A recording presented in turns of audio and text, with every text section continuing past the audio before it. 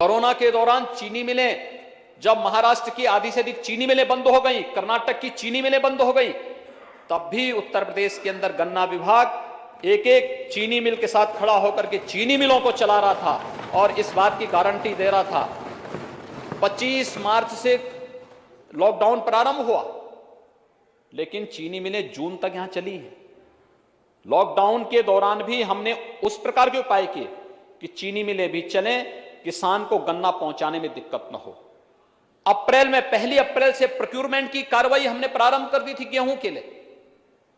जब लॉकडाउन था, उत्तर प्रदेश पहला राज्य था जहां पे गेहूं क्रय केंद्र स्थापित हो गए थे और किसानों को वहां तक पहुंचाने, वहां तक लाने आवश्यकता पड़ती थी तो खेत में जाकर के ही हमारे अधिकारी कर्मचारी वहीं जाकर के उनसे क्रय करते थे कि भाई आपको परेशानी न हो। कोरोना संक्रमण को भी रोकना था और मैं कह सकता हूं हमारी टीम ने, मेरे चाहे मंत्रिमंडल के सहयोगी हों या हमारी प्रशासनिक टीम हो, पुलिस की टीम हो, हमारे स्वास्थ्य कर्मी हो, स्वच्छता कर्मी हो, कोरोना वॉरियर्स हो, इन सब ने मिलकर के जो कार्य किया उसका परिणाम है कि उत्तर प्रदेश कोरोना प्रबंधन में भी सबसे अच्छा परिणाम दिया है, किसानों के हितों के लिए कार्य करने में भी सबसे अच्छा परिणाम दिया है और आगे भी उत्तर प्रदेश सरकार किसानों के हित के लिए हर प्रकार से प्रतिबद्ध होकर के कार्य करने के लिए पूरी तरह प्रतिबद्ध है। केंद्र सरकार और राज्य सरकार के समन्वय से किसानों के लिए, नौजवानों के लिए, महिलाओं के लिए, मजदूरों के लिए, व्यापारियों के लिए, समाज के प्रत्येक तबके के लिए पूरी प्रतिबद्धता के साथ कार्य करने के लिए हम लोग पूरी तरह ईमानदारी पूर्वक लगे हुए हैं। और मुझे लगता है, और आपसे भी मैं विनम्र अपील करूंगा अध्यक्ष जी कि माननीय सदस्यों को बताएं कि अगर कोई मुद्दा उठाते हैं तो सुनने की आदत भी उसमें डालें।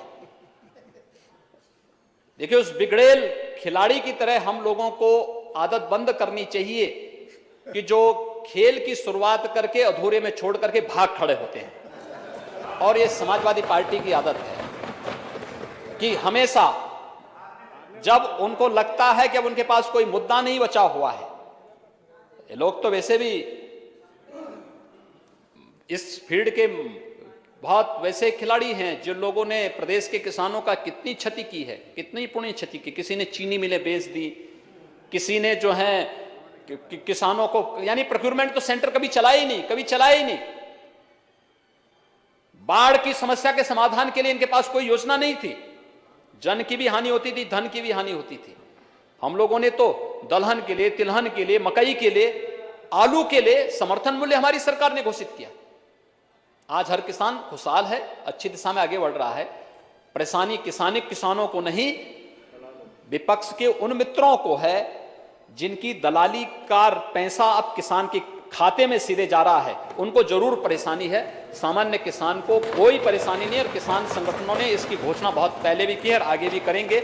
और मैं फिर इस बात के लिए आश्वस्त करता हूं, सरकार किसानों के हितों को पूरी तरह प्रतिबद्ध होकर के समर्पित भाव के साथ कार्य करेगी और संवाद से अगर कहीं कोई कंफ्यूजन होगा तो समस्या का समाधान करने के लिए भी हम लोग पूरी तत्परता के साथ कार्य करने को तैयार हैं।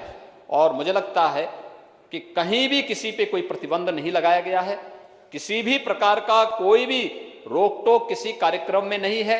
लेकिन हां, कानून को हाथ में लेकर के आगजनी, तोड़फोड़ या फिर संवैधानिक प्रतीकों का अपमान करने की छूट भी हम किसी को नहीं दे सकते हैं।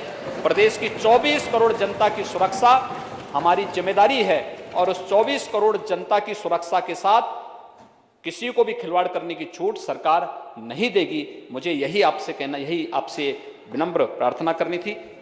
मुझे लगता है कि अच्छा होगा कि विपक्ष के हमारे मित्रगण सच्चाई को स्वीकार कर सकेंगे। धन्यवाद।